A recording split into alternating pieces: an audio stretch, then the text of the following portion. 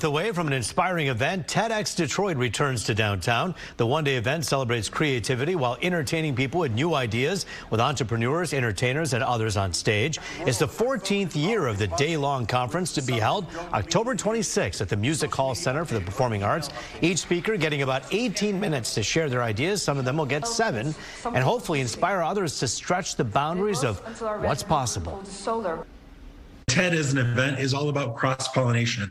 It's about the ideas you hear, but also the people you meet and what it will spur you to become. TED takes inputs from all different industries. So you'll hear from an engineer, and then you'll hear from a teacher, and then you'll hear from a musician and a great newscaster. And all these different influences and industries come together to spark new ideas in your life. All right, starts on October 26th at 9 a.m. You can find tickets online at TEDxDetroit.com. It's an inspiring and exciting event. And I know former anchor here, Huel Perkins, and I are doing Just kidding.